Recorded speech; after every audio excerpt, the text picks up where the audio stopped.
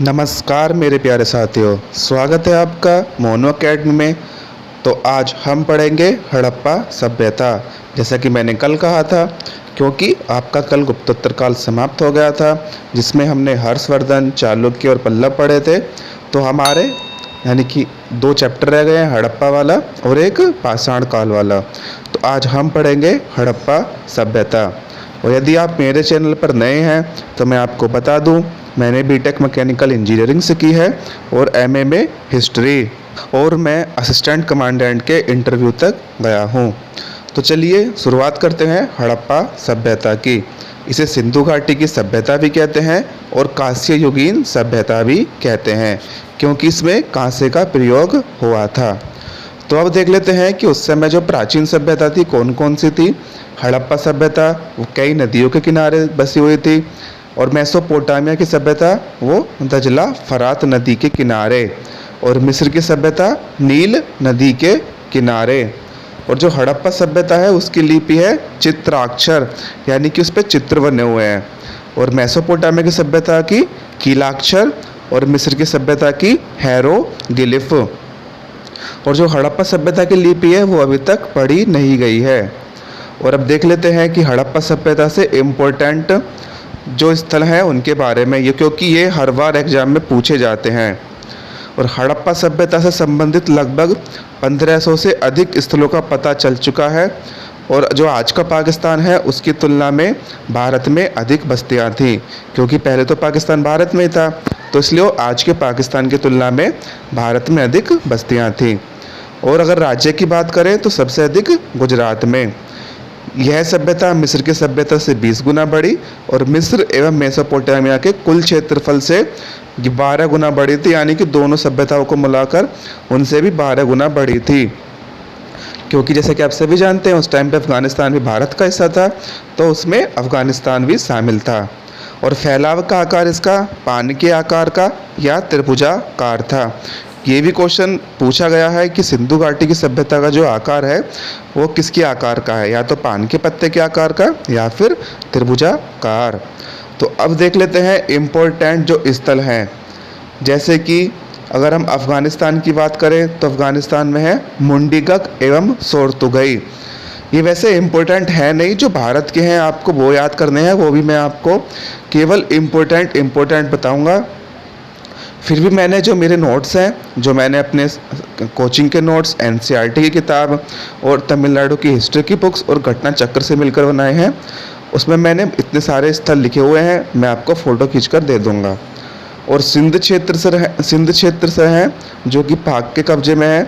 Mohenjodaro, चानहोदड़ो, coat DG, Amri, अल्लाह दीनो।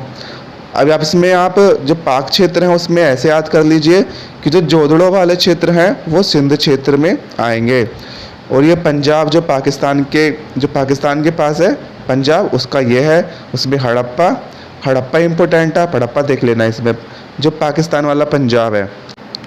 अब आता है बलूचिस्तान में सोतका गैंडोर, इसमें केवल यही ज़्यादा महत्वपूर्ण है, और भी मैंने आपको फ़ोटो भेज दिए हैं।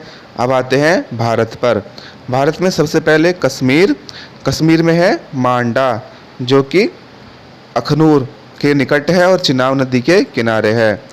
अब भारत के पंजाब की बात करते हैं, इसमें है रोपड़, इसमें इतना ही इम्पोर्टेंट है पंजाब में रोपड़। और राजस्थान में कालीबंगा और बालाथल, कालीबंगा ज़्यादातर आप सभी को याद होता है। और हरियाणा में वड़ावली, राखीगढ़ी, ये 2 इम्पोर्टेंट है। और उत्तर प्रदेश में आलमगीरपुर एवं मांडी। तो यहाँ पे आप आलमगीरपुर तो इम्पोर्टेंट है ही, और आप ये देख लीजिए कि मांडा कश्मीर में है और मांडी मुजफ्फरनगर में। और जो आलमगीरपुर है वो हिंडन नदी के किनारे है। और महाराष्ट्र में दैमाबाद, इसे याद कर लीजिएगा। सबसे ज़्यादा इम्पोर्टेंट की बात आते हैं अब गुजरात पर।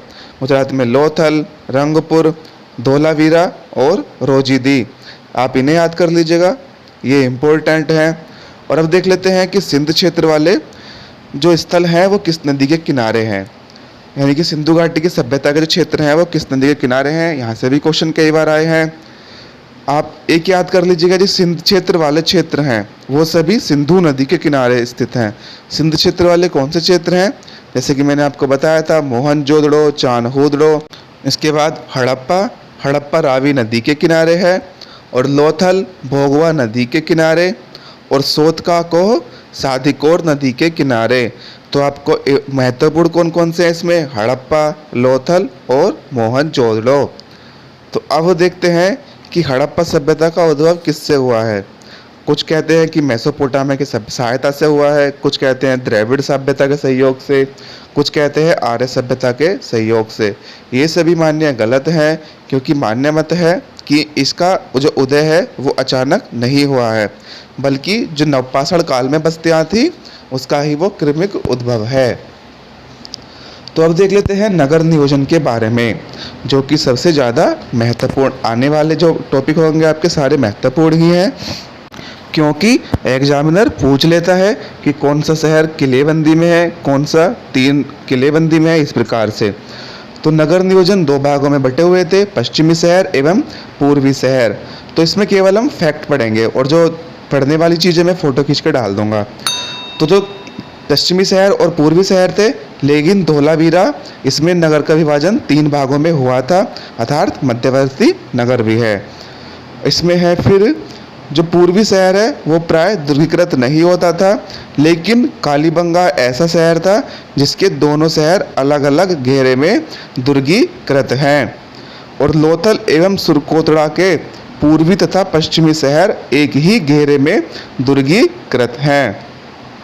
और इसमें ईंटों की जुड़ाई प्राय मिट्टी से होती थी, लेकिन हड़प्पा में जिप्सम एवं बिटुमिन का प्रयोग हुआ है, और सड़कें बहुत चौड़ी चौड़ी होती थी। जैसे कि मोहनजोदड़ो का राजपथ 10.5 मीटर चौड़ा है, और सड़कें एक दूसरे को समकोण पर काटती थी। इसलिए हड़प्पाई जो नगर है वो आयताकार ग्रिड पैटर्न या चेस बोर्ड पैटर्न में दिखाई देता है, और ये लोग दीवार को एक सीध में जोड़ने के लिए साहुल का भी प्रयोग करते थे। इस प्रकार आप देख सकते हैं कि ये सभ्यता कितनी एडवांस सभ्यता थी। तो अब देखते हैं कि इसमें निकास व्यवस्था, लेकिन उससे पहले देख लेते हैं कि जो मोहनजोदड़ो वाले लोग थे वो चौकोर स्तंभ का प्रयोग करते थे। निकास व्यवस्था में इनकी जलमल निकास पद्धति बहुत ही बेहतर थी। नालियों को ढकने की व्यवस्था थी, और नालियों में ढोके या फिल्टर लगे होते थे, खांचे बने होते थे, और धोलावीरा से विशिष्ट जल प्रबंधन का साक्ष्य मिला है। अब कुछ देखते हैं और अच्छे फैक्ट की, जैसे कि महास्नानागार या वृहद स्नानागार ये मोहनजोदड़ो से मिला है, जो 11.88 मीटर लंबा, 7.01 मीटर चौड़ा, 3.43 मीटर गहरा है। और पुरोहितावास के ये मोहनजोदड़ो से मिले हैं, हालांकि पुरोहित व्यवस्था के साक्ष्य नहीं मिले हैं। संभवतः इनका अस्तित्व हड़प्पा सभ्यता में नहीं था। सभा भवन भी मिला है, ये मिला है मोहनजोदड़ो से, जो 20 चौकोर स्तंभों से खड़ा हुआ है। और अन्नागार यानी कि अन्नगृह ये मोहनजोदड़ो, हड़प्पा, लोथल और कालीबंगा से मिला है। मोहनजोदड़ो का सबसे बड़ा भवन उसका अन्नागार ही है, तो याद कर लीजिएगा सबसे बड़ा भवन कौन सा है? अन्नागार। और गोदीबारा यानी कि डॉकयार्ड, जो कि विश्व का प्राचीनतम गोदीबारा है। ये गोदीबारा मतलब बंदरगाह या पोर्ट, जो कि लोथल से मिला है, याद कर लीजिएगा कि लोथल से। और एक विशाल बावरी का साक्ष्य गुजरात के धोलावीरा से मिला है। विशाल बावरी मतलब सीढ़ी नुमा विशाल कुआं। यह मोहनजोदड़ो के स्नानगृह से भी 3 गुना बड़ा, और इसे अब तक पाया गया देश में सबसे विशाल एवं भव्य माना जा रहा है। और अब देख लेते हैं थोड़ा सा इसकी इकोनॉमी के बारे में कि इकोनॉमी कैसी थी इनकी अर्थव्यवस्था। तो इसमें है पहली बार बाह्य व्यापार की शुरुआत हुई, यानी कि दूसरे देशों के साथ, क्योंकि सिंधु घाटी की जो सभ्यता थी उसमें सिंधु नदी के किनारे थे, वैसे थे कुछ बहुत सारे जो शहर थे, तो बाढ़ के कारण वहाँ पे उपजाऊ मिट्टी आती थी। और चावल के साक्ष्य गुजरात के लोथल एवं रंगपुर से मिले हैं। जो फैक्ट मैं शेयर कर रहा हूँ ना, आपको उसे नोट कर लीजिएगा, क्योंकि आने वाले पेपर होते हैं इन्हीं से क्वेश्चन पूछते हैं। और हल बैल से जुताई एवं द्विफसली पद्धति के प्रमाण भी मिले हैं, यानी कि एक ही खेत में एक ही समय में 2 फसल। और इसका साक्ष्य कालीबंगा से मिला है, जिसमें इन्होंने सरसों एवं चना बोए थे। इसका मतलब हुआ कि जुते हुए खेत के साक्ष्य भी मिले हैं। तो सबसे इम्पोर्टेंट फैक्ट है कि सबसे पहले कपास पैदा करने का श्रेय सिंधु सभ्यता के लोगों को जाता है। यानी कि कपास सबसे पहले किसने पैदा किया था? सिंधु सभ्यता के लोगों ने। और सीड ड्रिल का साक्ष्य भी मिला है। इसका मतलब है कि एक ही पंक्ति में बीज गिराने का साक्ष्य। तो आपके यहाँ पर इकोनॉमी हमने देख ली है, और अब थोड़ा सा और फैक्ट देख लेते हैं कि गुजरात के सुरकोतड़ा नामक जगह से घोड़े की अस्थि मिली है। गाय के अवशेष कहीं से नहीं मिले हैं, लेकिन गाय से परिचित अवश्य थे। अगर अवशेष की बात आए तो किसके मिले हैं? घोड़े के। और सबसे अधिक जिस पशु की मृण मूर्ति मिली है वह है कुक्कुड़मान प्रसव। इसका मतलब कुबड़ वाला सांड। और मोहर पर जिस पशु का सबसे अधिक अंकन है वो है यूनिकॉर्न। यूनिकॉर्न मतलब एक सींग वाला पशु। आपने पढ़ा होगा कहानियों में कि यूनिकॉर्न के बारे में, कैम भी है यूनिकॉर्न वाला। तो और इनके परिवहन के 2 साधन थे, बैलगाड़ी एवं नाव जहाज। और कई शिल्प तो बहुत ज़्यादा विकसित थे, जैसे कि मन का निर्माण, मन का यानी कि माला। और इसमें भी स्पेशल था कार्नेलियन का बना मन का, यह निर्यात होता था। कार्नेलियन मतलब एक प्रकार का पत्थर है, और यह चांद हूदड़ों में बनता था। और सबसे अधिक मन का जिस धातु से बनाया जाता था वह थी स्टीटाइट या सैल खड़ी। और अब आते हैं धातु उद्योग पर। धातु में सर्वाधिक जो प्रयोग में लाया जाता था वो तांबा था, और चांदी का सर्वप्रथम प्रचलन भी यहीं से प्रयोग हुआ था। तो आप देख के बताइएगा कि जो कांसा है वो किन किन धातुओं के मिश्र धातुओं से मिलकर बना होता है। तो हमारा आज के जो थोड़े से फैक्ट हैं वो यहीं समाप्त होते हैं। कल हम पढ़ेंगे मोहर निर्माण उद्योग, मृद भांड उद्योग, चूड़ी उद्योग और व्यापार वाणिज्य। तो इस प्रकार आने वाले 1-2 लेक्चर में आपका ये समाप्त हो जाएगा। फिर उसके बाद पाषाण काल रह जाएगा, और फिर प्राचीन भारत समाप्त। और फिर कल हम पढ़ेंगे केवल ज्योग्राफी। ज्योग्राफी में कल आपके 1-2 लेक्चर एक नहीं कम से कम 2 लेक्चर डाल दूंगा, जिससे कि ज्योग्राफी जल्दी जल्दी आपका समाप्त हो जाए, क्योंकि आपके भी पेपर आ रहे हैं बहुत सारे। यूपी SSC का भी है और यूपी SI के भी आने वाले हैं। तो प्यारे दोस्तों, यदि वीडियो पसंद आई हो तो उसे लाइक करें, शेयर करें। यदि आपने मेरे चैनल को सब्सक्राइब अभी तक नहीं किया है तो उसे सब्सक्राइब अवश्य करें, बेल आइकन दबाना ना भूलें। आपका बहुत बहुत धन्यवाद।